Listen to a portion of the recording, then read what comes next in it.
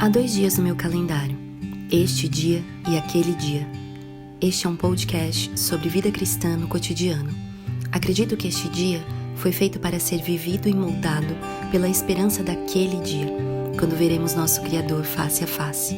Nesta jornada, entre este e aquele, vamos compartilhar conversas, leituras, histórias e o que mais vier. Vamos juntos, um dia de cada vez. Olá, sejam bem-vindos, bem-vindas a mais um episódio desse podcast, este dia e aquele dia. Estamos aqui mais uma vez, tem um tempinho a mais que não aparecemos aqui. Geralmente no início desse podcast eu postava a cada 15 dias, gente. As coisas mudam, evoluindo ou não, mas estamos aqui para mais um episódio e chegando na reta final do Ídolos do Coração. Você que nos acompanha sabe que não estou sozinha. Graças a Deus por isso. Estou aqui com as minhas amigas nessa longa jornada em que estamos lendo juntas e comentando aqui para você numa conversa muito produtiva. Já estou crendo nisso. Sempre assim, né? Mas estou aqui com as minhas amigas para compartilhar dessa leitura. Olá, Camila. Olá, Lívia. Olá, Bianca. Olá, Camila. Olá, Lívia. Olá, Gostei, Camila já. Oi. Tudo bem com vocês? Bênçãos Bom. estarmos juntas. Bom também.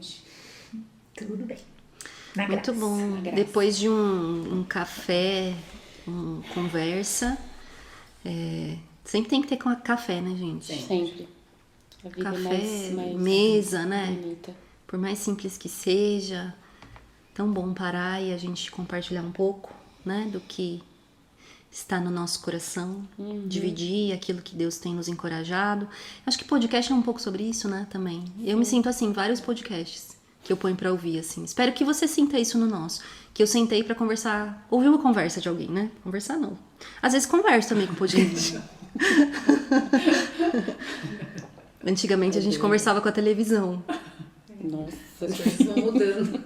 Vão evoluindo. Mas enfim, nosso desejo, creio que das minhas amigas aqui também, é que você seja mais uma vez encorajado através do que nós vamos compartilhar. E hoje nós vamos conversar sobre o capítulo 11 do livro Ídolos do Coração, da Elyse Fitzpatrick. É um livro publicado pela editora Vida Nova.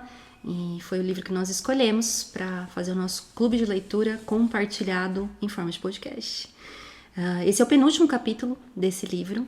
E o título desse podcast, e portanto do capítulo, é Destruindo Seus Falsos Deuses. O mais esperado. O mais esperado, né? A gente leu o livro todo. Gente, Como é que faz pra tirar esses ídolos, gente? Socorro! Verdade, Dri. O mais O esperado. mapa da minha. A verdade é que a gente começa sempre uma leitura dessa, né, esperando aí a resolução, né,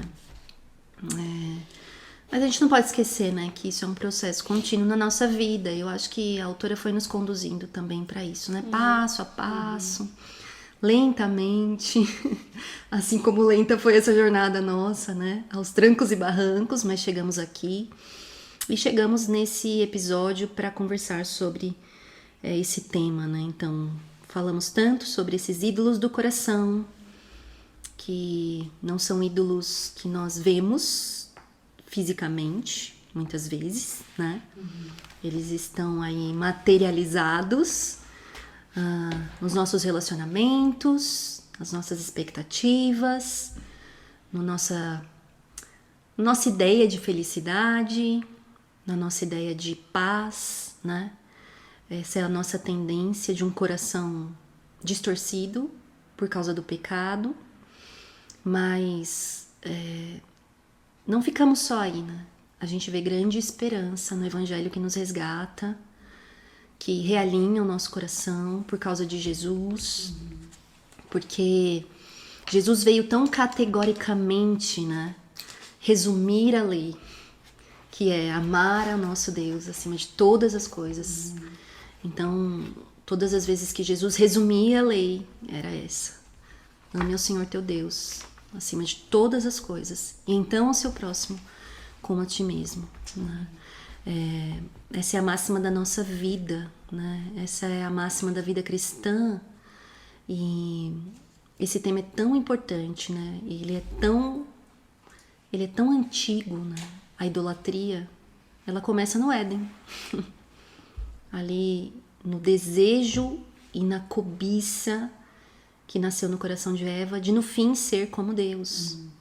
Né? Uma raiz de incredulidade que duvida da bondade de Deus, que duvida do caráter de Deus, que deixa se levar aí por uma perspectiva distorcida dos propósitos de Deus para a criação. Né? A gente se torna, então, por causa do pecado, capaz de fazer coisas lícitas, coisas boas, coisas da criação de Deus para o nosso bem, tomem o lugar errado, né? E, como eu já disse, a gente facilmente pode fazer de coisas, então, boas, ídolos, né? E qual é o problema disso? Então, qual é o problema disso? A gente já falou até aqui, né? Se você não sabe, você pode ouvir os outros episódios. Simples assim. Simples assim, né? Foi uma longa caminhada até aqui. Então, se você chegou agora, volte em todos esses episódios nesse tema. Até eu falei no capítulo passado, no episódio passado, que eu venho mudando a capinha, né? Pra gente identificar qual é a série. Ficou bonito, amiga? uma graça. Gostou? Ficou bonitinho? Eu achei. Meio que seguir, assim, o tema visual do podcast, né? Pra não radicalizar tanto. Mas eu vou fazer isso nas outras capas também. Sim. Mas enfim, a autora, ela começa trazendo à memória, assim, um episódio bem emblemático do povo de Deus, né? Quando a gente pensa em idolatria, nos tempos mais primórdios da história bíblica, né? A gente vê ali o povo de Israel, recém-liberto do Egito, 3 meses após apenas aquele evento épico, né? Da libertação do Egito, né? 10 pragas, o livramento dos judeus da morte dos primogênitos, né? Aquela saída dramática, Sim. o mar se abrindo, Com certeza. e temos ali o povo no deserto, então. Né? Você conhece essa história, a gente vai só lembrar essa narrativa, mas Moisés sobe o monte, Deus manda ele subir o monte para estar com o Senhor e receber a lei do Senhor, né? Os 10 mandamentos. Sim. Interessante, esse dia eu tava vendo um vídeo do Tim Keller, gosto tanto do Tim Keller. Gosto do Tim Keller porque ele liga tudo ao evangelho, tudo. E ele fala exatamente isso, ele fala assim, Deus libertou primeiro o povo e depois deu a lei. Sim. Isso é graça. Sim. Muito bom. Não tem mérito. Sim. Deus não deu a lei e então cumprindo eles seriam libertos. É verdade. Deus libertou o povo por pura graça. Resposta de um clamor do povo por libertação. E depois ele dá a lei. Exato. Mas fato é que mesmo antes da lei revelar o coração daquele povo, já havia um problema de adoração. Já havia. E esse episódio, 3 meses depois, que é o episódio do bezerro de ouro, revela isso. Sim. Né? Eu acho interessante porque a Elise, ela fala sobre, ela dá uma perspectiva sobre como estaria o coração desse povo de Deus ali. Sim. Ela fala que eles se encontraram receosos e impacientes. Por quê? Moisés subiu um monte, ele era a figura da liderança, né? E tava lá 40 dias e não aparecia. Sumiu. Esse momento de suspensão, de uma aparente instabilidade, porque agora, qual a direção? Será que Moisés morreu? O que a gente vai fazer? Gerou e revelou emoções. Essa espera, né? A espera Sim. faz com que revele o coração. Essa suspensão na vida, né? Quando a gente precisa esperar, quando a gente precisa ter paciência. Eles se encontram impacientes, e receosos, medrosos, e passam então questionar a bondade de Deus. Questionar se Deus realmente ainda se lembrava deles. Será que Deus nos esqueceu? Ela fala uma coisa interessante, né? Ela fala, eu até grifei aqui, em seu coração voltaram para o Egito. Sim. Ai, Deus, Pai, é verdade. Estevão disse isso lá em Atos, né? Quando ele traz a narrativa ali. Até chegar em Jesus, né? No seu coração, eles voltaram para o Egito. E eles, inclusive, tinham dito isso para Moisés, né? Isso que eu falava. No Egito, nós tínhamos os pepinos, nós tínhamos... A gente era feliz, A gente era sabia. feliz. A gente era feliz. Então, queremos isso. Porque quando nós somos tomados pela dúvida, pela incredulidade, por essa necessidade de controle, no fim, querer ser Deus, nós passamos, então, a esquecer quem Deus é, das suas promessas, do que Ele fez, de como Ele se revela. O que, na verdade, diz mais sobre nós do que sobre Deus. Com certeza, Sim. com certeza. Quanto nós somos instáveis, fracos, incrédulos, né? E ansiosos. Eles chegam a cair no desespero, né? Então, qual é a reação diante dessas emoções? Queremos um Deus.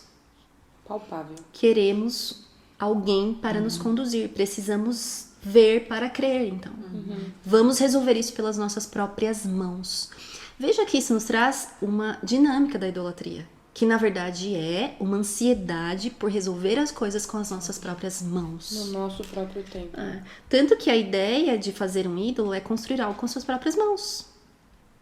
É como se a gente tivesse realmente convencidos de que somos autossuficientes, né? Então, essa introdução é muito interessante porque ela revela que as circunstâncias que a gente passa muitas vezes, elas têm o propósito mesmo de Deus de revelar o nosso coração. Porque as circunstâncias que nos levam aos limites trazem à tona os deuses do nosso coração, o que nós de fato valorizamos, o que nós de fato amamos, onde nós temos colocado a nossa confiança, ou quão facilmente a gente pode trocar de lugar a nossa confiança, como esse povo fez, né? E aí a gente tem essa comparação que ela traz entre Arão e Moisés. Porque Arão ficou lá com o povo. Interessante. Muito, né? Muito. Arão ficou ali com o povo, recebendo aquela pressão, né? Nós queremos um Deus, nós queremos uma resolução, nós queremos uma direção, e Moisés não aparece. E Arão também se deixa revelar no seu coração Sim. por temor ao povo, né? Por ser pressionado, ele então fala pra eles, tá bom, Sério. traz seus brincos, suas joias, que vocês tiverem de ouro, vamos derreter e vamos construir um Deus. Isso me fala, né, sobre, sim, a fraqueza de Arão, mas também me fala sobre a misericórdia de Deus, né? Porque a gente não tá falando aqui de um personagem qualquer. Sim. A gente tá falando do primeiro sumo sacerdote de Israel, Exato. né? A gente tá falando daquele que abriu a linhagem Sim. da tribo de Levi, né? No sentido de ser sumo sacerdote.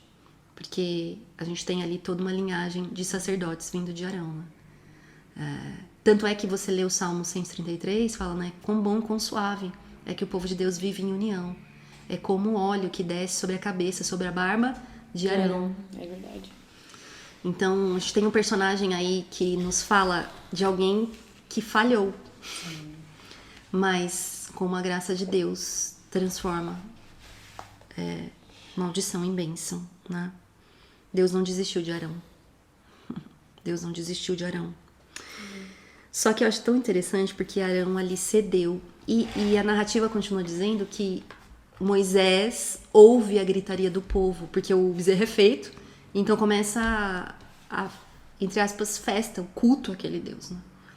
E Moisés ouve. Então Deus manda ele descer no monte, né? E Moisés desce, depois de 40 dias, em comunhão com o Senhor. Que delícia, né? Eu não sei, acho que de alguma forma a gente um dia vai perguntar isso para Moisés, mas Moisés recebeu uma missão também bem difícil, né? Quem poderá estar face a face com o Senhor e sobreviver. E foi esse mesmo que creu que bateu na pedra depois. Sim. Enfim, e quando Moisés desce do monte, né? Qual é a reação de Moisés sobre o que ele viu, né? Moisés não temeu ao povo. Ele não só despedaçou as tábuas, como ele despedaçou o ídolo. Destruiu. Fez virar pó. Moisés era feito do mesmo material que Arão. A diferença entre um e outro era que Moisés tinha vindo de 40 dias face a face com o Senhor, de comunhão com o Senhor. Isso nos revela algumas coisas, Com certeza. nos dá alguns sinais, né? Da centralidade ou não de Deus na nossa vida, né? Agora, hoje a gente vai falar um pouco de forma prática, então, diante dessa narrativa, diante do que a gente já conversou até aqui, de como agir, do que fazer, uma vez que nós identificamos um ídolo no nosso coração. Né? No caso de Israel, ele estava ali materializado no bezerro de ouro. Mas não era o bezerro. Não. Era o desejo Deles, de terem Deus fabricado pelas suas próprias mãos, porque eles não quiseram esperar pelo Senhor ou pela direção do Senhor, né? Mas uma vez que você identifica na sua vida, você pode estar aí, né, ouvindo e talvez pensando, o que é que tem me deixado impaciente? O que é que tem me deixado receoso ou receosa? O que é que tem me gerado até um questionamento irado com Deus? O que é que tem? Né? E aí é que tá o ponto, né? Eu tenho lido um livro que chama Organize as Suas Emoções. E eu acho muito interessante porque o autor, ele propõe que a forma bíblica de lidarmos com as emoções é, de fato, lidar com as emoções. Não sem envolver Deus, derramando nosso coração diante do Senhor, mas crendo que Ele nos capacita a identificar as emoções. E uma vez que nós identificamos, eu estou receoso, eu estou ansioso, eu estou temeroso, eu preciso reconhecer que aquela emoção está ali. Eu posso examiná-la, fazendo perguntas úteis. Por que eu estou ansioso? Por que eu estou receoso? E uma vez que eu examino o porquê, então avaliar essa emoção. Essa emoção, ela é justa? Ela é santa? Ou essa emoção é egoísta? Injusta? Irracional? Né? E então agir em resposta a isso, que é o que o Senhor nos chama, né? Então, lançando sobre Ele toda a nossa ansiedade, porque Ele tem cuidado de nós. Veja, são passos práticos, porém que o Senhor nos chama a crescer num processo contínuo de maturidade nisso. A Elise faz um raciocínio parecido. Ela nos chama a identificar esses ídolos através de alguns padrões que a gente pode examinar na nossa vida, né? Eu acho muito interessante porque a gente tem esses recursos, né, de observação na nossa vida, que a gente pode lançar mão observando nós mesmas e até mesmo se utilizando da nossa comunhão para isso. Ela até traz assim algumas perguntas que podem ser respondidas ao longo de alguns dias para a gente identificar esses padrões. Né? Eu acho útil às vezes a gente manter um diário de algumas coisas que a gente sabe que estão ali, a gente desconfia, pelo menos, que estão ali distorcidas no nosso coração, né? E manter um diário até que responda essas perguntas. Eu vou ler essas perguntas, mas que podem ser úteis pra gente identificar padrões e até pedir ajuda sobre isso, né? Ela fala assim, o que ou quem eu estava adorando quando eu me vi ansiosa, ou me vi receosa, ou temerosa, ou irada? o que eu desejei mais aqui do que ser santa? O que eu negociei? Né? O que eu troquei de lugar? Que mandamentos específicos eu desconsiderei? Que é importante a gente trazer o raciocínio bíblico para o que a gente realmente pode dizer, isso é pecado. Né? E assim, é importante identificar especificamente, né? Porque muitas vezes a gente pode cair no equívoco de Senhor, me perdoa porque eu pequei. E a gente precisa dessa definição, né? Tipo, o que? Uhum. Qual lei eu transgredi, né? Como eu ofendi ao Senhor, né? Então, deixar isso definido ajuda a gente identificar os passos que a gente deu pra cair nesse pecado, né? Sim. A gente então, criança, né? Eu faço muito isso. Desculpa, mas desculpa pelo quê? O que você fez? O que tá de errado, né? Porque aí você vai pontuando, igual você tá falando mesmo. E pra chegar não é só desculpa. Porque daí a gente consegue encontrar o motivo, aonde estava o coração naquele momento. Eu diria, então, resumindo o que vocês estão falando, que a gente precisa ser intencional. E não mecânicas ou automáticas, né? Em lidar com... Relevar. A gente precisa levar isso a sério, né? E a quarta pergunta que ela faz, de que pecados específicos preciso me despir e de que devo me revestir? Essas perguntas, elas vão ser de alguma forma respondidas e tratadas enquanto a gente conversa, né? Eu não vou aqui atropelar minhas amigas, mas eu queria trazer essa ideia de que perguntas são importantes, né? Levar a sério, né? Acho que talvez não relevar esses ídolos que a gente tem identificado no nosso coração é importante. Até porque ela fala no final da introdução que uma vez que nós, então, identificamos esses ídolos, o que a gente deve fazer? Nós devemos matá-los. Queimar no fogo e depois pulverizar. Porque foi isso que Moisés fez, né?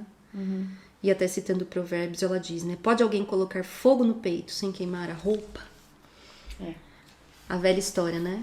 Não brinque com fogo, você vai se queimar. Então, assim, esse é o tema, né, desse episódio. Destruir falsos deuses. Vamos no cerne da questão, então. Né? Como se mata um ídolo? Como a gente se livra de algo assim, que muitas vezes é tão intrínseco na nossa vida, né? Fala você, Dri. A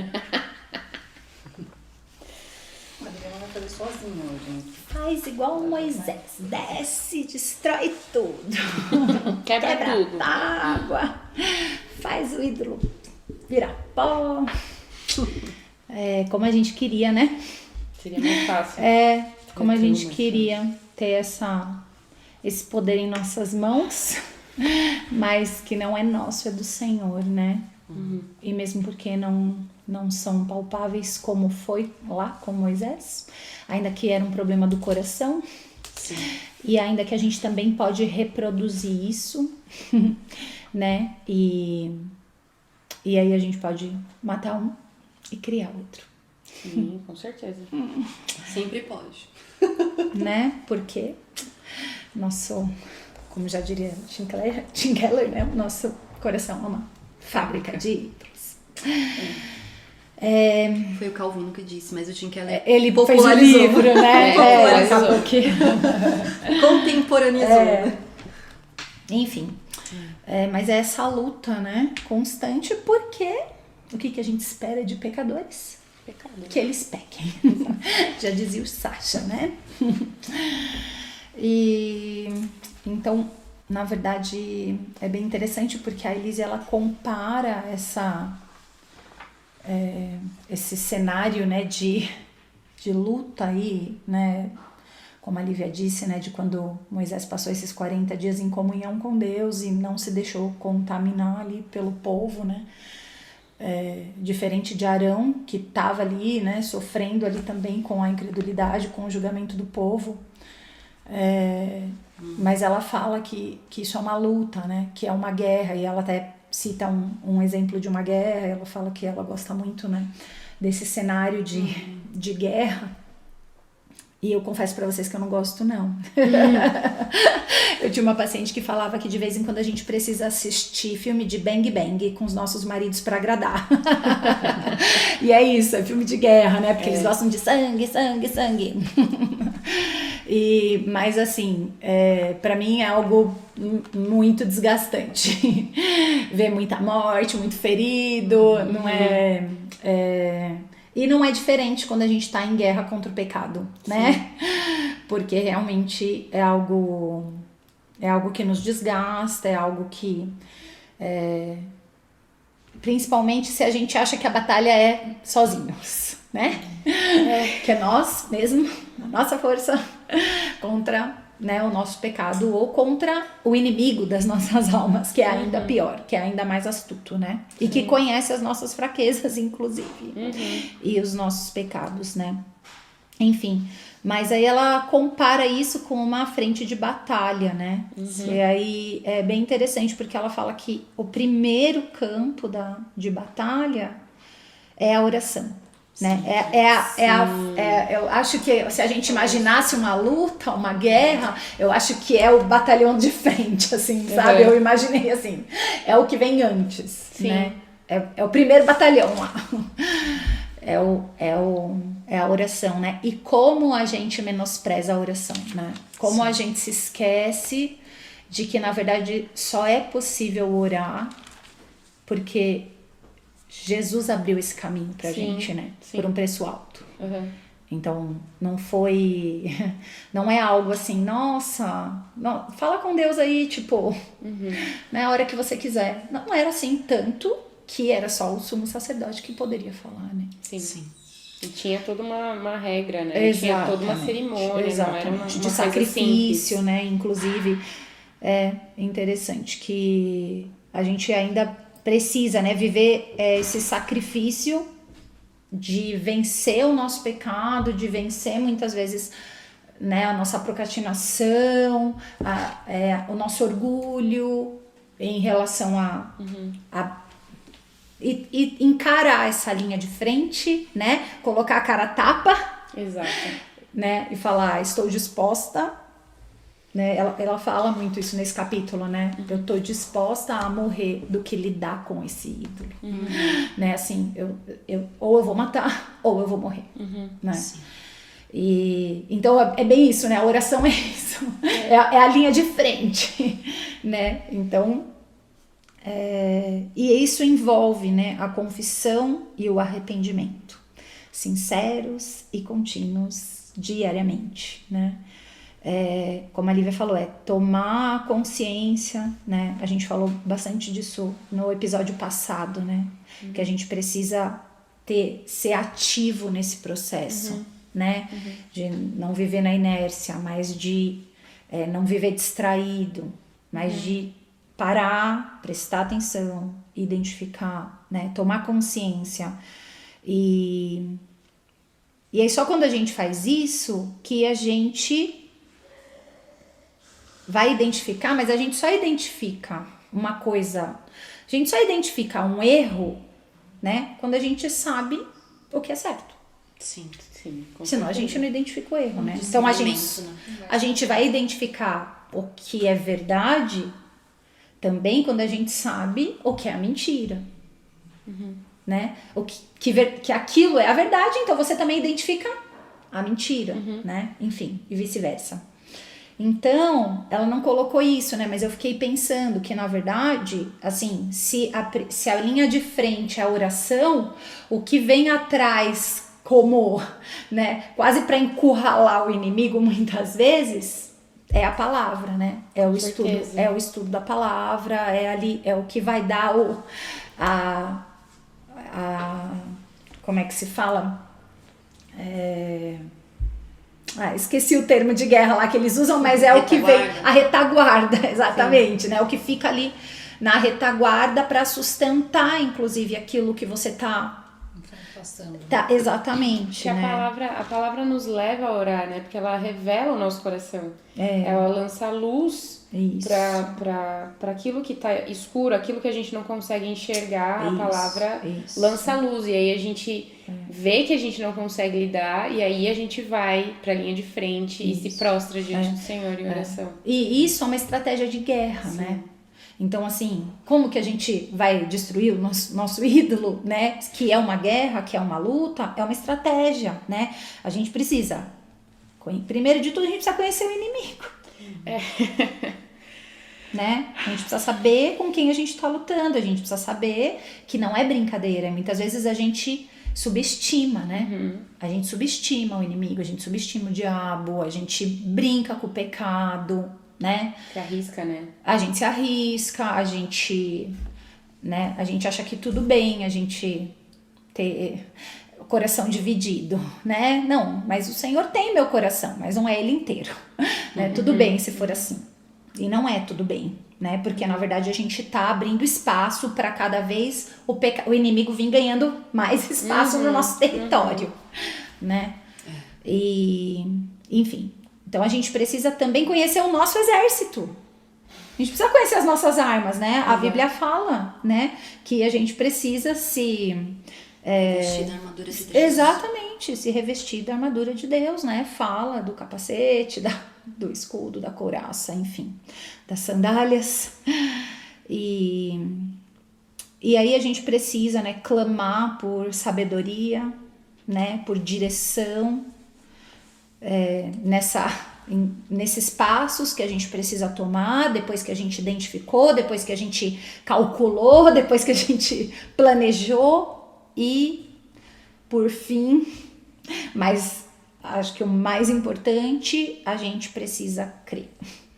A gente precisa crer que a vitória é possível, porque não é por nós, mas é pelo poder sobrenatural do Senhor, né? Eu acho que muitas vezes a gente faz assim, a gente vai, planeja e mede, calcula, e aí a gente dá um passinho, assim, sabe? Em vez da gente sair, tipo, não, vamos, né? Estamos preparados. Aí a gente dá um passinho, assim, de, tipo, isso não vai dar certo, né? A gente dá aquele passinho tão incrédulo, né? Tímido, do tipo, ai, Senhor, eu vou fracassar de novo, né? Porque é isso, na verdade, né?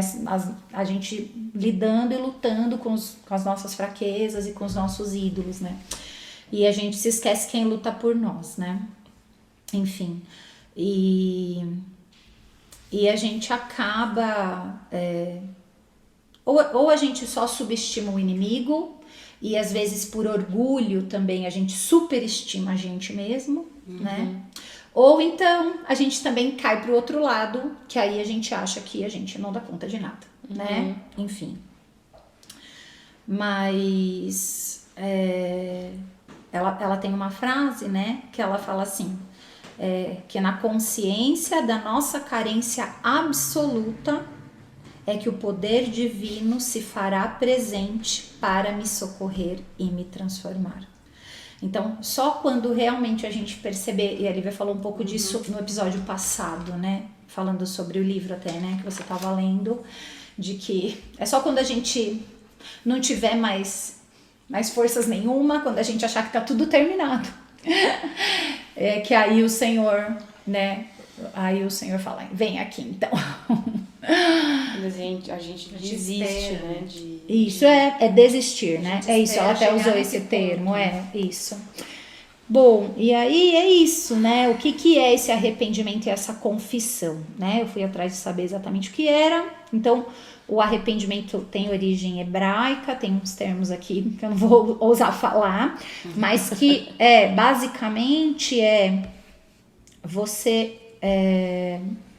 voltar, você mudar de direção.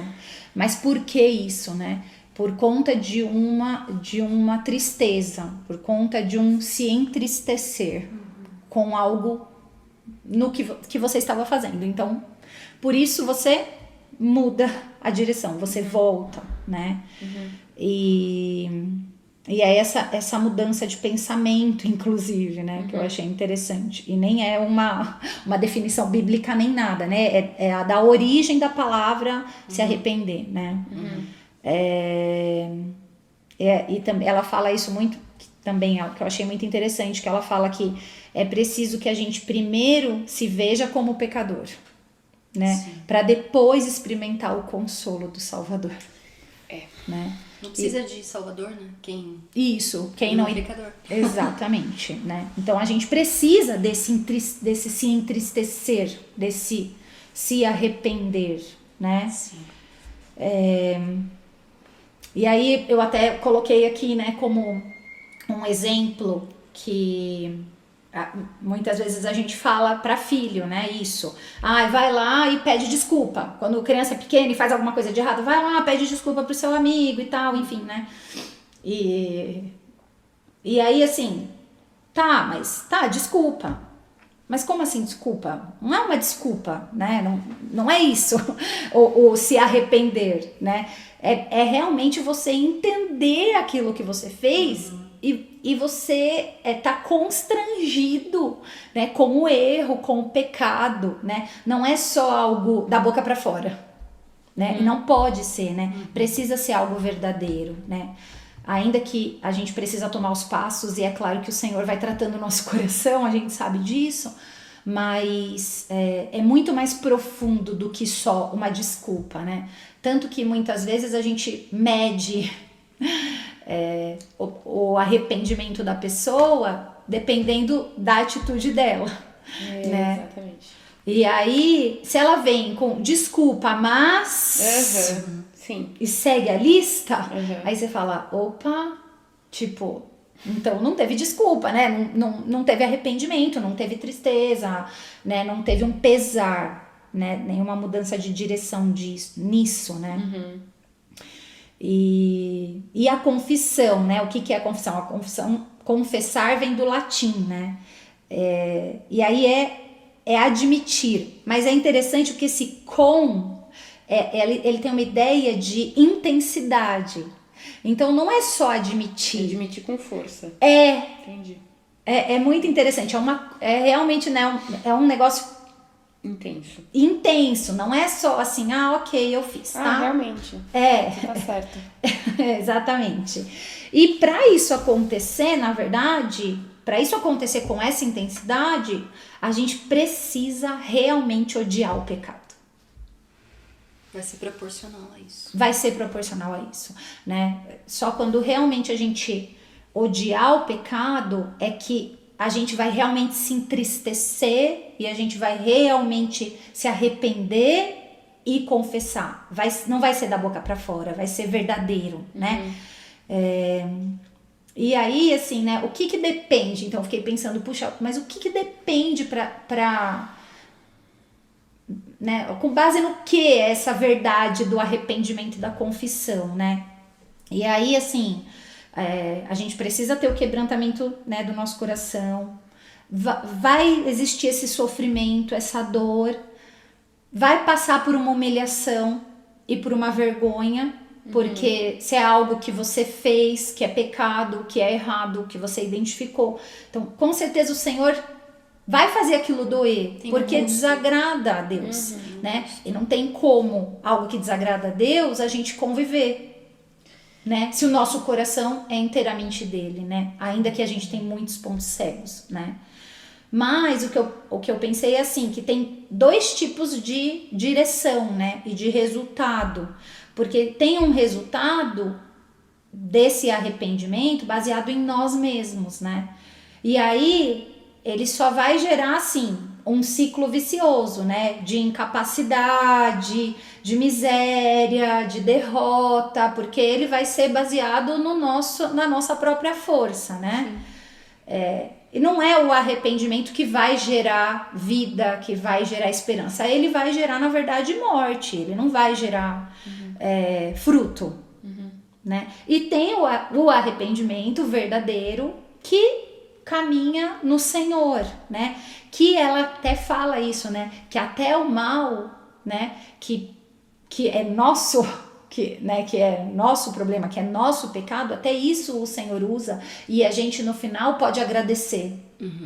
Porque também é para nos lançar para Ele, no sentido de Senhor, me perdoa, porque eu tô enxergando isso e eu enxergo o Senhor além disso, né? Sim. Então, ele vai gerar esse consolo, esse perdão, ele vai lançar a gente para esse amor em gratidão, né? Porque no Senhor a gente pode ter essa esperança, ainda que a gente falhe, né? Ainda que nunca vai ser perfeito, né? Ela fala isso e eu achei fantástico, assim, porque é muito real isso. Por mais que a gente se esforce, nunca o nosso arrependimento vai ser perfeito. E por mais que a gente tenha um coração sincero, que é o que o Senhor quer, também a sinceridade não vai ser perfeita, né? Então, a gente vai depender totalmente da graça em Cristo, para que o Senhor olhe para nós e conceda misericórdia, né? Sobre as nossas fraquezas, sobre o nosso pecado, porque já veio quem foi perfeito por nós, né? E isso é suficiente para nós, né? Para nós, inclusive, crermos que nós podemos ter vitória sobre os nossos ídolos, na dependência do Senhor, né? Dia a dia, buscando essa comunhão com Ele e buscando tomar consciência, se arrepender, confessar e agradecer, né? Porque o Senhor pode nos ver através de Jesus, apesar de nós. Amém. Muito bom, muito bom.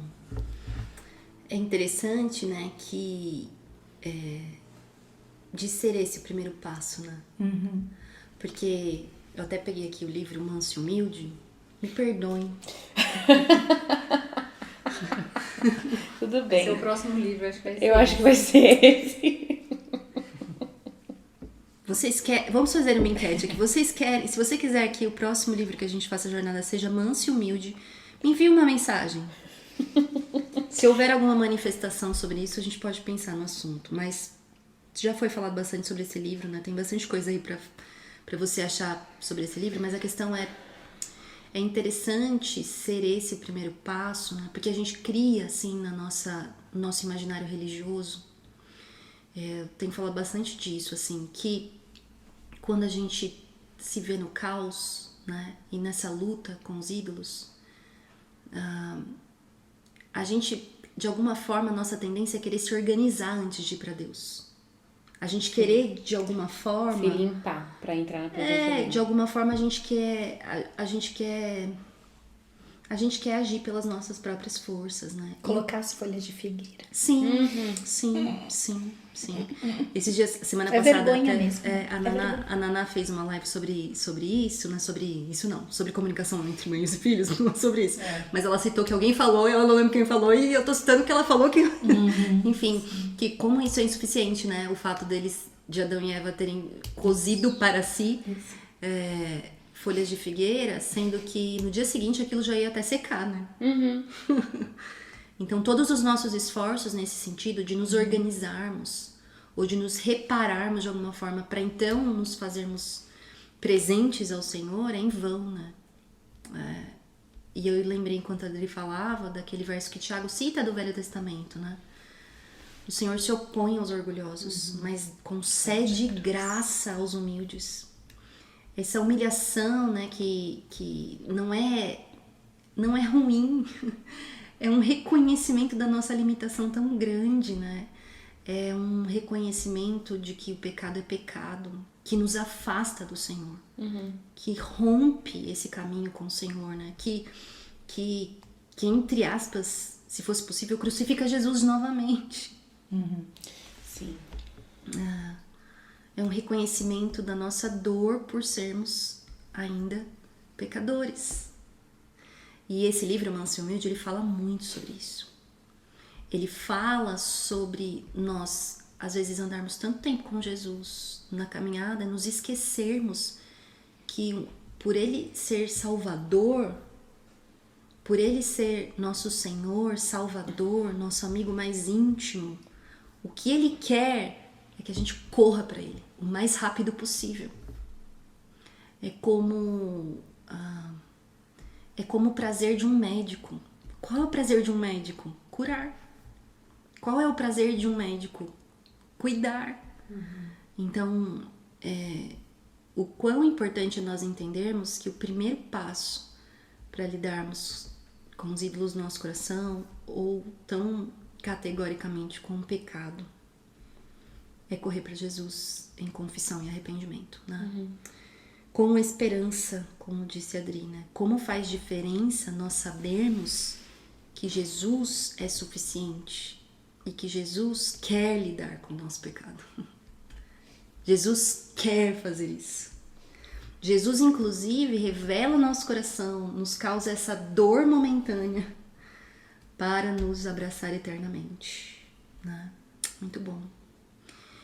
E aí, caminhando, né?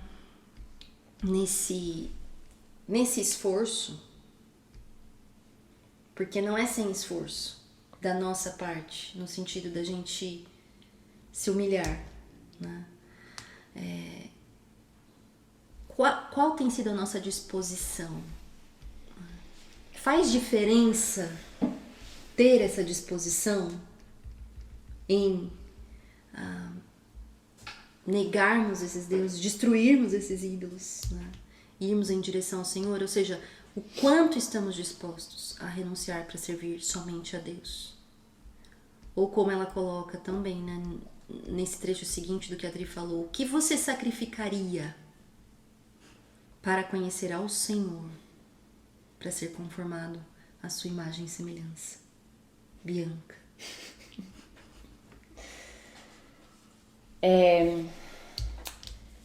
Não tem como responder essa pergunta sem antes pensar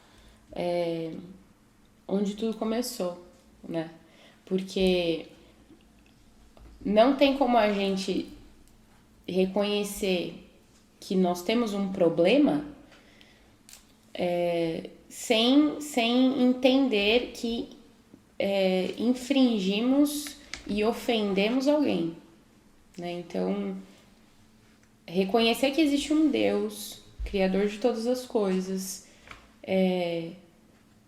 detentor de todo poder, honra e glória, digno, né, de receber todas essas coisas, porque Ele é santo, santo, santo, e nos deu ao ser humano, eu acho que a gente já falou disso em algum momento, não lembro em qual episódio, mas Ele nos deu a escolha de amá-lo ou não, e nós escolhemos não amá-lo. Nós escolhemos não refletir a glória dele. Nós escolhemos, e essa escolha está lá descrita, como já dissemos tantas vezes, em Gênesis 3. Quando o pecado entrou no mundo, foi justamente quando o ser humano tomou a decisão de caminhar pelas suas próprias pernas. Por quê? Porque nós desejamos a glória que não nos pertence. Nós desejamos o trono que não nos pertence. Então, os ídolos dos nossos corações, né? Nós levantamos muitas vezes os ídolos porque nós queremos ditar as regras. Nós fazemos os ídolos com as nossas próprias mãos, assim, por mais que eles sejam abstratos, né? Não são como o bezerro de ouro que Arão fez com as próprias mãos. Mas nós queremos ditar as regras. Então, nós criamos um Deus que vai se submeter às nossas vontades, aos nossos caprichos. Mas antes de nós, existe um Criador eterno, existe um Deus supremo, soberano e rei. Ele reina nas alturas. Salmos diz, assim, vários salmos, né, a gente pode encontrar, que Deus estabeleceu seu trono nos céus. E ele reina. Então, é a esse Deus que nós ofendemos, né? Então, antes de qualquer coisa, é bom lembrar de Romanos... agora eu confundo. Romanos 3 fala... É 3, será? 3:23? Todos pecaram. Sim.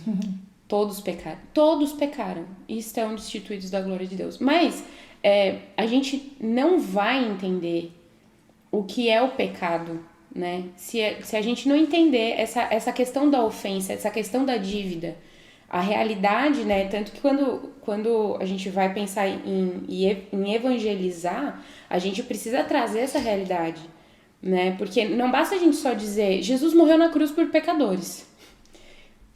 É fácil crer, né? Tá bom, Jesus morreu na cruz. Tá, beleza, a história aponta isso. Mas Jesus morreu na cruz por minha causa. Por causa do meu pecado. Daí isso muda completamente todas as coisas. Então, precisamos... A primeira coisa que precisa entrar na mente pra gente responder a pergunta que a Lívia fez agora pra mim... é justamente essa questão. E a Adriana falou, precisamos entender que somos pecadores. Nós pecamos. E não é assim, falar, mas não é nada demais, o que é? Sabe, muitas vezes a gente racionaliza e a gente diminui a intensidade, né, dessa ofensa. Mas a ofensa foi tão grande que Jesus precisou morrer da forma mais terrível para poder nos comprar. E com isso, Jesus nos ensina a levar o pecado a sério. Desde o começo, na verdade, nós vemos na Bíblia que o pecado, ele tem que ser levado a sério porque o pecado, o salário do pecado é a morte. E a gente vê isso desde o Antigo Testamento, né? O resultado do pecado é morte. E nós estávamos mortos em nossas transgressões contra o Senhor. E ele nos ensinou que a gente tem que odiar o pecado, porque o pecado, ele faz exatamente aquilo que o Romanos 3:23 fala, ele nos separa de Deus. Nós fomos feitos para Deus. E o pecado nos separa de Deus, sabe?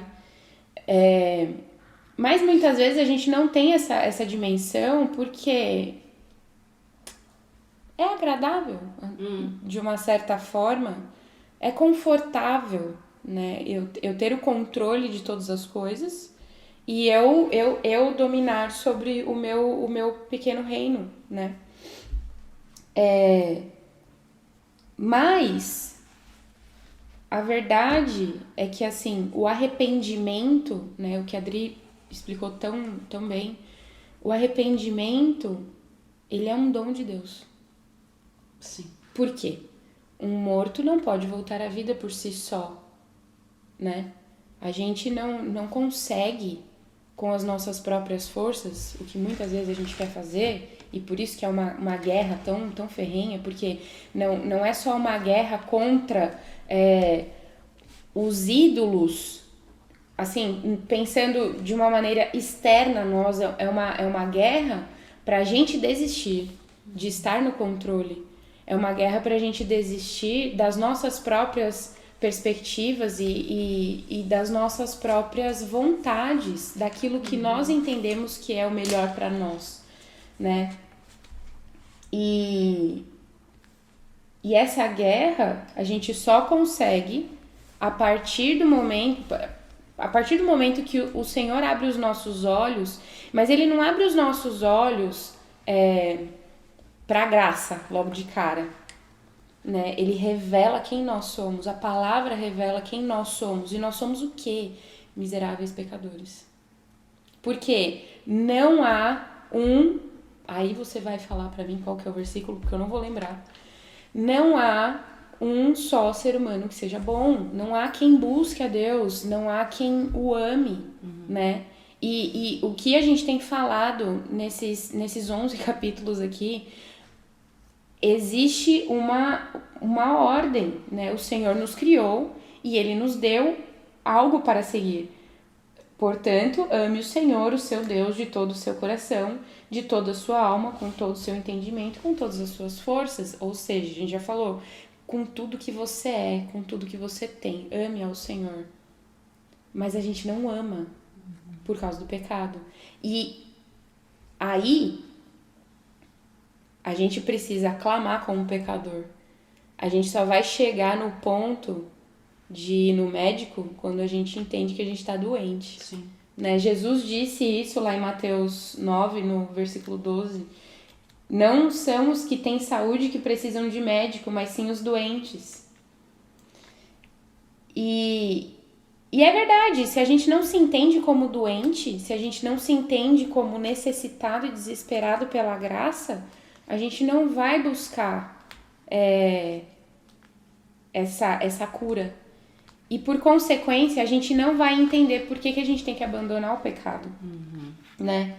E aí, na luta contra a idolatria, a gente tá pronto para arrancar o nosso olho direito e cortar a nossa mão direita? Que Jesus fala isso, né? Se você quer entrar no reino dos céus. Se o seu olho te faz pecar, arranca ele, joga ele fora. Nós estamos prontas para ir até as últimas consequências. E essas perguntas me levaram a pensar da seguinte forma: a gente não vai estar disposta a ir até as últimas consequências enquanto a gente não entender a realidade da nossa situação. Como que é o nome do cara agora? Thomas Watson. Enquanto o pecado não for amargo, Cristo não será doce. Enquanto eu estiver amando o pecado, enquanto eu estiver entendendo que tá tudo bem, eu não vou amar o Senhor. E assim, não existe nada que nós possamos fazer, e isso caiu como, assim, um peso e um alívio ao mesmo tempo, porque não há nada em nós que nos capacite, nos possibilite a fazer alguma coisa para mudar o nosso próprio coração. Quem transforma isso é só o Espírito Santo. A nossa idolatria, ela só vai ser eliminada quando nós dependermos do Espírito Santo para transformar o nosso coração. A gente só vai conseguir se afastar definitivamente e a gente só vai conseguir pulverizar os nossos ídolos quando a gente se render ao Senhor. Não dá pra gente fazer isso sozinho. Porque o nosso coração é enganoso. Então, pelas nossas próprias forças, a gente acredita naquilo que o nosso coração está dizendo, a gente diminui, né, a intensidade do pecado. Não, mas será que eu tenho mesmo que fazer devocional todo dia? Será que eu tenho mesmo que ler a Bíblia? Né? Quando a gente coloca as coisas nesses termos, é um fardo. Mas quando a gente pensa, eu preciso estar em contato com a palavra, porque o meu coração é podre e eu preciso ser transformado, aí a coisa muda de forma. Quando a gente se prostra e fala, Senhor, eu não o amo. Quando a gente confessa, porque eu acredito que a começar de mim aqui, ninguém chegou nesse ponto ainda de dizer, Senhor, eu te amo com todo o meu coração, com toda a minha alma, com todo o meu entendimento, com todas as minhas forças. Ainda estamos nessa luta e faz toda a diferença a gente reconhecer essa limitação e essa podridão do nosso coração e clamar pela ação do Espírito Santo. Me transforma, porque eu desejo chegar no ponto de amar o Senhor acima de todas as coisas, né? E muitas vezes nós pensamos, né? É constrangedor. Ela coloca algumas situações aqui em que a gente pode simplesmente mudar a nossa ação, mesmo quando a gente já deu um passo na direção de pecar. A gente pode mudar, porque Cristo nos possibilita isso. E ela até fala na questão da fofoca, né? Ela fala assim, mesmo que você tenha começado a fazer uma fofoca, você pode parar e dizer, eu não devia estar falando isso dessa forma, por favor me perdoa, e depois mudar de assunto, né? E aí talvez venha na nossa mente, nossa, imagina essa situação, que constrangimento, né? Que desagradável, que vergonha. Mas é exatamente isso que o pecado, ele tem que gerar. Sim.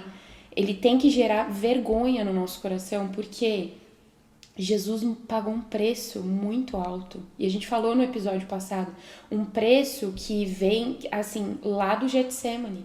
Jesus, ele não só sentiu dor física, mas ele se sentiu totalmente sozinho e carregando um peso de um pecado que não era dele. Ele estava sozinho, sabe? Então, ele carregou essa vergonha sozinho. Sozinho. Ele não estava mais em comunhão com o Senhor, com o Pai, porque o Pai não compactua com o pecado. Sim. E Jesus carregou aquilo sozinho. Ele pagou um preço muito alto para que a gente pudesse se lançar em oração e clamar por perdão, sabe? Então, é constrangedor. Então, é por isso que Jesus disse que vencer o pecado e destruir os ídolos é como arrancar um olho e arrancar uma mão, porque é dolorido. É exatamente isso. Mas, por vezes, para vencer essa idolatria, a gente precisa fazer mudanças práticas. Por isso que é importante a gente fazer essa análise que a Lívia começou falando, né, sobre as perguntas, né? Sim. A gente precisa reconhecer quais são as nossas inclinações. A gente falou disso também no episódio passado. Quais são as nossas inclinações? Poxa, eu agi dessa forma porque eu tava pensando desse jeito. Ou então, quando eu tô em determinada situação, eu fico mais tendenciosa a pecar. E a gente precisa estar disposto, de novo, a gente só vai estar disposto a fazer essas mudanças práticas na nossa vida quando a gente entender a gravidade da situação, né? A gente precisa tomar cuidado com o começo, assim, né, da tentação, do pecado, né? Então, essa situação aqui vai me gerar um problema, né? Vai me levar para mais perto do pecado, então eu não quero. Eu vou dar um breve testemunho aqui. Quando eu me converti, eu tava na faculdade. E antes, assim, eu achava que tava tudo bem eu participar de algumas conversas, assim, né, com o pessoal da faculdade. Sou forte. Né? Sou forte, não, tá tudo bem. Eu não tô falando, eu só tô ali ouvindo. Então, muitas vezes ficava uma galera em volta de mim quando eu tava fazendo algum resumo, assim, da matéria e tal. E os assuntos eram bem desagradáveis, né? E, assim, impróprios, né? Sim. Então, até o momento de eu me converter, eu não me importava com aquilo. Mas aí, à medida que eu fui buscando ao Senhor, que eu fui entendendo essa questão de santidade, eu falei, poxa, eu não posso fazer parte disso. Porque se eu tô sentada ali, quem tá de fora e ouve, vai olhar pra mim e falar, a Bianca tava lá, né? Então, o que eu comecei a fazer? Eu comecei a sair de perto. E teve uma situação, quando eu lembrei disso por causa dessa vergonha, né, desse constrangimento. Eu tava na faculdade e, assim, eu sempre saía de perto, eu não falava nada, né? E teve uma situação que o meu professor começou a falar de sexo ali na sala, de uma maneira bem pejorativa e tudo mais. E eu demorei um pouco pra entender, porque eu tava com a cabeça naquilo que eu tava escrevendo.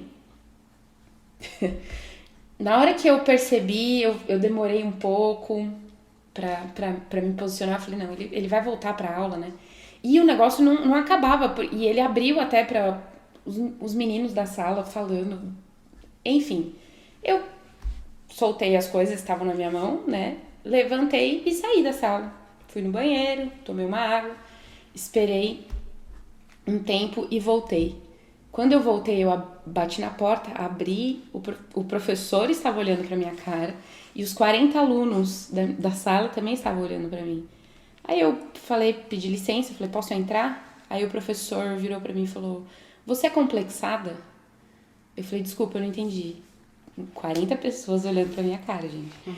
Eu falei, eu não entendi. E aí ele falou assim, não, é que você levantou e as suas amigas falaram que você é complexada, que você não gosta desse assunto porque tem algum trauma na sua vida e tal. Eu falei, não, professor, eu só fui no banheiro. Eu posso entrar? Se eu não puder entrar, não tem problema, eu vou entender.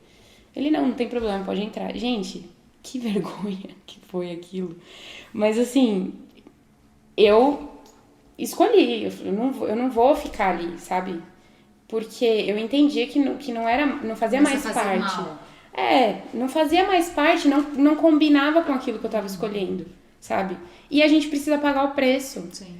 Jesus, quando ele fala, ele vira para os discípulos num determinado momento do ministério dele e tá todo mundo achando que é só multiplicação de pães e milagres, ele vira para os discípulos e fala assim: aquele que quer me seguir, negue-se a si mesmo, tome a sua cruz e me siga. Esse tomar a cruz é aceitar a consequência de negar a si mesmo, aceitar a dor, aceitar o sofrimento de seguir a Jesus, porque Jesus, ele foi um homem de dores, a gente vê isso em Isaías. Ele sofreu, e por que a gente acha que a gente não vai sofrer, né? Então, a minha fala, eu encerro de que sozinho a gente não tem essa capacidade, nem essa força para fazer nenhum tipo de mudança duradoura. Só o Espírito Santo pode realizar essa transformação. E, de novo, eu cito, enquanto o pecado não for amargo, Cristo não será doce. Não será. Enfim, o Espírito Santo, ele é o único que nos dá força o suficiente para nos aproximar do Senhor. Ele é o único que pode nos capacitar a trilhar essa jornada e a enfrentar essas batalhas contra a idolatria. A gente não vai conseguir vencer a idolatria sozinho. E só o Espírito Santo pode abrir os nossos olhos para arrependimento. Sim. E transformar o nosso coração de um coração idólatra para um coração submisso e temente ao Senhor. É isso. Amém. Muito bom. Falei pra caramba hoje. O quê? Eu falei pra caramba hoje. Não tava preparada pra isso, não. O que vocês acharam? A Bianca falou para caramba hoje. Me envia uma mensagem. Você tá pedindo, a galera vai mandar. Quero só ver se você vai lidar com isso daí depois. É um teste. Se você está ouvindo esse podcast, me mande uma mensagem pra gente saber se alguém ouve, né? É a terceira vez já. Porque às vezes a pessoa pode começar e não ir até o final. Se você está aqui até agora, diga, eu estava e eu estou te escrevendo para dizer que eu estava lá. No minuto. Mas enquanto a Bianca falava, eu lembrava daquele verso de Hebreus, né, que fala: encorajem-se uns aos outros no tempo que se chama hoje, para que nenhum de vocês se endureçam pelo engano do pecado. É importante isso, né? Porque é aquilo que a Dri disse, né? O pecador peca e o engano engana.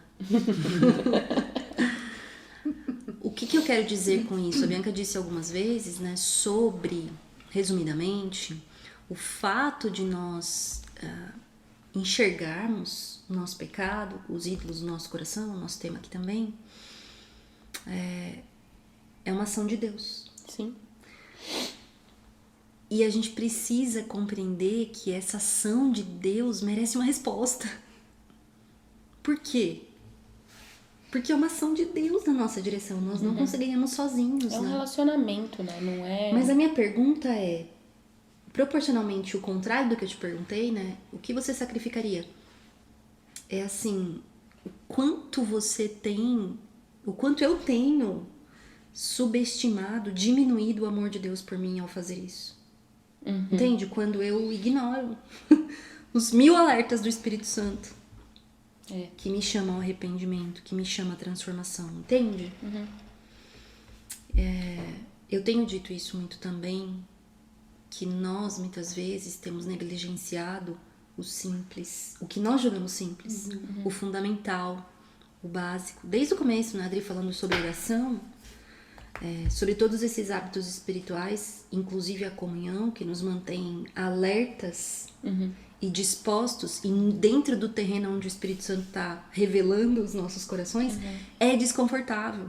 A verdade é que andar na luz é desconfortável, porque a luz revela os nossos pecados. Agora, quanto nós estamos dispostos a sentir essa dor, né? A negarmos a nós mesmos e seguirmos a Jesus. Só que essa conversa não fica aqui, né? Porque tem consequências. Com certeza.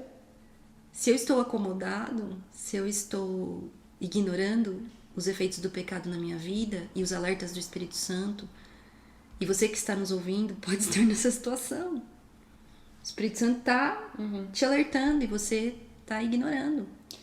O discipulado de Jesus é um discipulado difícil. Não é confortável.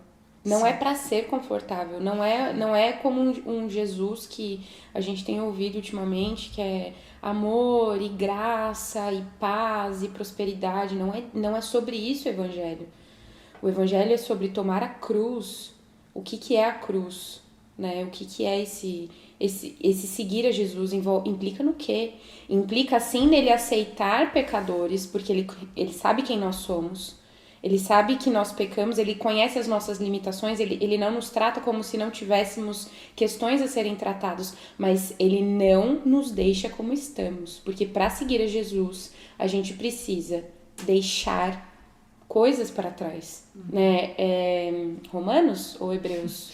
Hebreus. Para trás? Deixando para trás os Filipenses. Paulo, estamos ali. Deixo para trás as coisas que ficam para trás e prossigo para o alvo, para alcançar a quem? A Cristo. É Cristo o alvo de todas as coisas e não a minha glória. Esse é o ponto. A gente precisa desistir dessa nossa pretensão de ter a glória. Muitas vezes a gente se coloca como protagonista das coisas e a gente insiste tanto em lutar com as nossas próprias forças, porque se der certo no final das contas, o mérito é meu, né? O mérito é meu, a glória é minha. Eu fiz, né? Mas o nosso orgulho, ele nos leva para esse extremo, né? De sangrar para agir de acordo com aquilo que nós queremos, só para não nos submetermos àquilo que o Senhor nos chama para fazer. Volta lá em Moisés, no que a Lívia começou falando. Sim. E somos iguais. Né? Quando a gente olha e fala, como pode o povo passando por tudo e vivendo, e vendo tudo burro. Aquilo, né?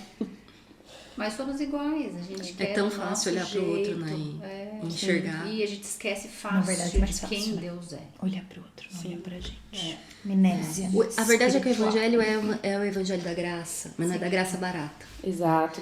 É por causa da graça que a gente pode encarar o nosso pecado com esperança, né? Porque se não fosse a graça de Deus, a verdade é que a gente jamais teria esperança alguma sobre nós mesmos. Nós temos aqui.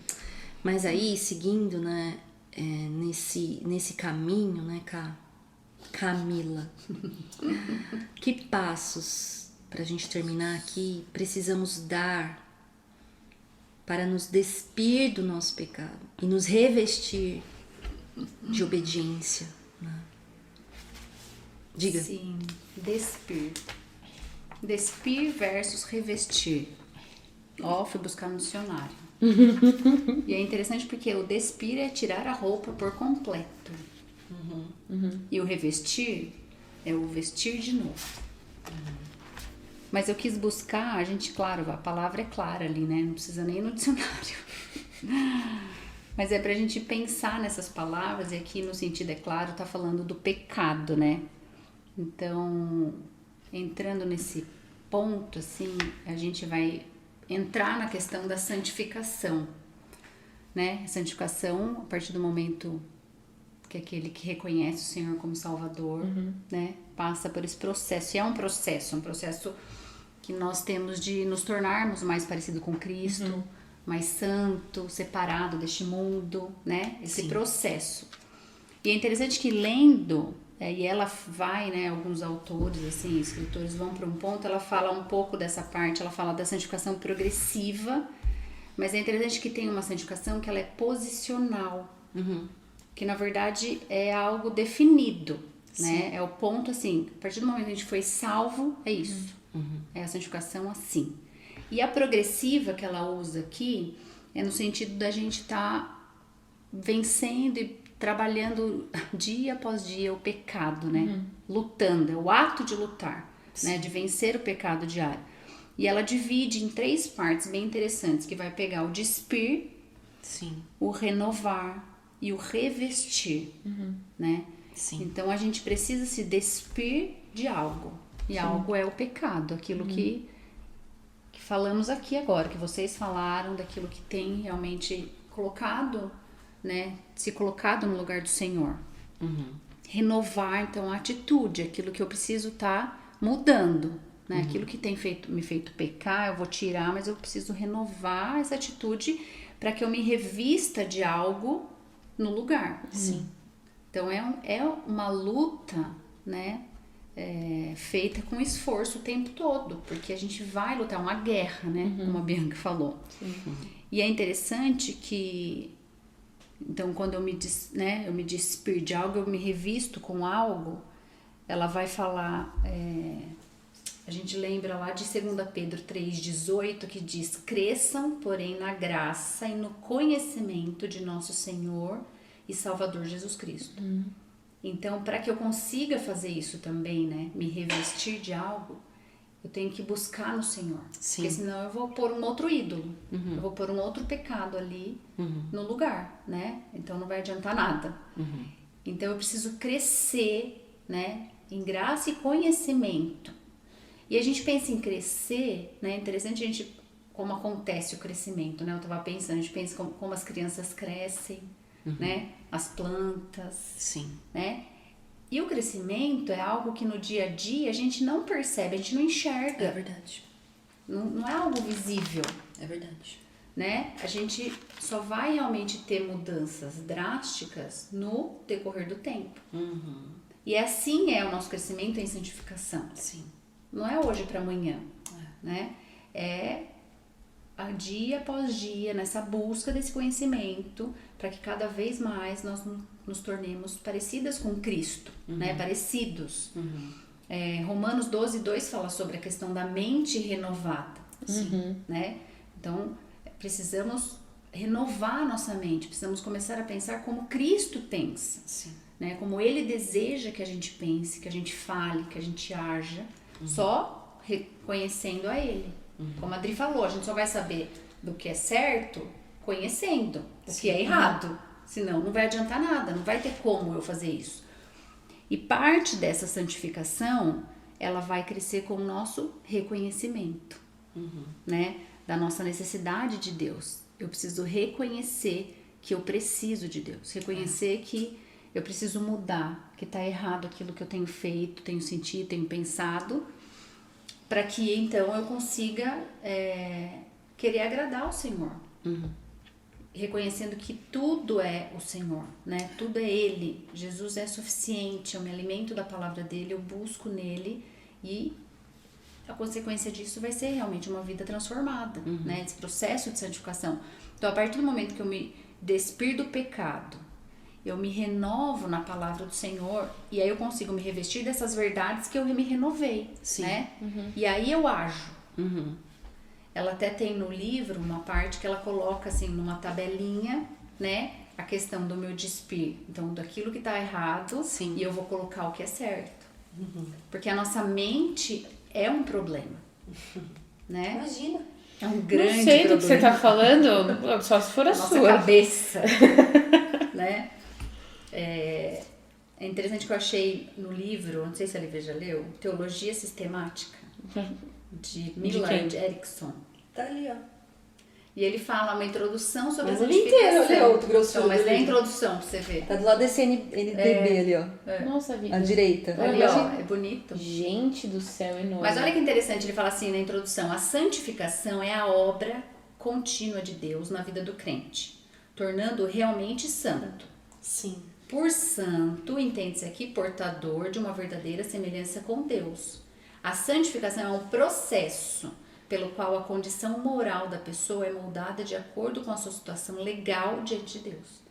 É um processo, né? Na verdade, é algo que a gente vai estar o tempo todo buscando, né? E aí, nesse ponto, né, quando você pergunta como quais os passos, né? Então, a gente viu que são esses. Então eu preciso me despir para que eu consiga renovar a minha atitude diante daquilo, para eu revestir. Nesse processo, pode acontecer muitas vezes o quê? Da gente querer desistir. Porque não é fácil, não vai ser fácil. Jesus nunca falou que seria fácil. Aliás, ele foi bem sincero. Não podemos ter essa ilusão. Foi bem sincero em relação a isso. E não quer dizer que eu fazendo tudo certinho vai dar tudo certinho, porque também não é isso. Não é sobre isso, né? Na verdade, é o fato de eu reconhecer a bondade de Deus e me levar ao arrependimento que vocês falaram. Né? Porque aí, quando eu me arrependo de fato, né, eu recomeço e eu continuo entendendo que é por Deus e para Deus. Eu busco Ele de todo o meu coração. Porque Ele é o que Ele fez por nós na cruz. É o que a Bianca falou, né? É o fato de eu querer fazer isso por quem Ele é, pelo que Ele fez por mim. Independente da circunstância e da situação. Ou das bênçãos que você pode receber. Exatamente. Não é uma troca. Né? Eu não faço isso porque eu quero receber isso. Vão ter as circunstâncias vão acontecer. Mas não deve ser isso que deve me alimentar para fazer isso, né? Lembrando que Ele é a nossa esperança. Amém. Então, em meio a toda essa guerra, em toda essa luta com nós mesmas, né? Nós mesmos, com o pecado, com aquilo que a gente acha que está resolvido e muitas vezes não está e vem de novo, né? É dia após dia, né? Nesse processo, a gente lembrar que o Senhor nos resgata e nos traz novamente, né? Para os caminhos e para aquilo que Ele deseja de nós. Então é isso, assim, parece fácil. Parece fácil, mas é difícil. Mas é se olhar mesmo e a gente vai conseguir enxergar isso com a palavra de Deus, né? Porque ela vai revelar ali, de fato, aonde tá errado, aonde meu coração tá colocando ali, onde, né, que eu tá em primeiro lugar no meu coração. Então é isso, assim. Muito bom. Muito bom. O que nos leva a fazer uma pergunta muito simples. Então, chegamos até aqui. É possível destruir os ídolos? Em Cristo. Pelo Espírito, Paulo disse, sim, vivereis. Né? E assim, né? A gente poderia pensar assim, a gente leu o primeiro capítulo, que são ídolos, e pulamos para esse aqui. Mas nesse trajeto todo, né, nós vimos o quê? Que realmente a questão é o nosso coração. E que a gente não pode subestimar, de fato, né? O nosso orgulho, a nossa capacidade de fabricar ídolos, Sim. a nossa capacidade de resistir à ação do Senhor. E eu acho que essa jornada toda demonstra mesmo, né? Muitas vezes a gente fala assim, mas é um processo, Senhor. Por que é um processo? Deus tá olhando pra gente falando assim, meu filho, você conhece seu coração? Não é um processo por minha causa, é um processo por sua causa. Porque as raízes do pecado são profundas. E assim, insistente. E aí a gente termina, né, dizendo isso, né, que uma vez que a gente reconhece, né, que a nossa tendência é afastar o nosso coração do Senhor, né, o que nós precisamos fazer, em que direção vai o nosso esforço, então, né? Ela diz, em manter o nosso coração no Senhor. Não é interessante que a palavra diz que esse povo que a gente começou citando, que construiu um ídolo, né, eles fizeram isso porque eles se esqueceram do Senhor? E aí você pensa, não, como assim se esqueceram? Como que se esqueceram de tudo isso? Eles viram o mar se abrir, como né? Como que se esqueceram? Então, pois é. Nós precisamos reconhecer a capacidade do nosso coração, né? A gente não tá falando de memória da mente. A gente pode até lembrar. Mas isso não toca as nossas afeições. Exatamente. E não toca nossas afeições porque nós não permanecemos em Jesus. Então o que nós precisamos é disso, né? E ela termina dizendo assim, você se esqueceu da bondade de seu Salvador? Esqueceu-se de que ele fez grandes coisas ao livrá-lo das mãos dos seus inimigos? Sim. Em caso afirmativo, corra para seu bondoso intercessor, Jesus Cristo, que está na brecha diante de seu Pai, aquele que desviou de você a ira divina. Pela fé, você é capaz de lidar com a idolatria presente em sua vida. Pelo poder de Cristo, em nome dele, poderá destruir seus ídolos e lançar fora seus falsos deuses. Amém. E a propósito, você tem um Deus de carne e osso. O nome dele é Jesus, o Filho encarnado. Amém. Amém, gente. Terminamos aqui. Vamos para o fim desse episódio. Compartilhamos bastante coisa, mas eu espero que tenha te encontrado aí nos seus próprios desafios, assim como nós fomos encontradas nos nossos, com esperança, sempre, né? Amém. Próximo episódio é para finalizarmos essa leitura. E que bom que chegamos até aqui. Amém. A gente ficou bastante. Temos indicações? Temos, Adriana? Temos. Tô tentando achar aqui aonde eu grifei para compartilhar. Achei. Então, ali falou na introdução, né, sobre organize suas emoções, e eu tô acabando também essa leitura, e eu achei bem interessante, né, porque, na verdade, a gente não lembra do que a gente não sente, né? Isso faz muito sentido. Aquilo que não toca o nosso coração, a gente não lembra, né? E, assim, é muito fácil a gente se lembrar de algo que a gente está vivendo agora, né? Mas do que a gente já viveu e já se resolveu de uma maneira ou de outra, aquilo já não nos toca mais, né? Então a gente já não sente por aquilo. E aí a gente esquece, né? E aí esse livro, ele fala muito, então, o que eu faço, né? Com essas emoções, no meio de como lidar com as nossas emoções que envolvem os nossos ídolos, sem dúvida, né? E aí, em um dos capítulos, o autor fala assim: tentar desenvolver um coração cujas emoções transbordam de amor por aquilo que Deus ama, sem trazer seus sentimentos a Deus, é semelhante a voar com as batidas de seus braços ao invés de embarcar em um avião. Nossa. Então, né, ele fala muito sobre isso, sobre a oração, né? A gente lida com as nossas emoções, identificando e levando essas emoções ao Senhor, né? E ele fala muito sobre que as nossas emoções são esse meio que Deus usa, inclusive, para falar com a gente, para lançar a gente a Ele, e também a compaixão, ao amor, a comunhão com outras pessoas, né? Então é bem interessante. Esse livro tem sido bênção, assim, o Organize Suas Emoções. E um outro livrinho que eu lembrei, que na verdade ali falou que não tem em português, é o do John Bloom, né? Que é o Don't Follow Your Heart. Mas só para quem lê. Não siga o seu coração. Em inglês. Isso. Tá. Eu usei... Então, eu já vou aproveitar para dar minha indicação, porque eu usei exatamente essa citação que a Adriana falou, do Organize Suas Emoções, na última aula que eu dei, que eu tenho dado aqui na nossa igreja local, Mulheres Aconselhando Mulheres.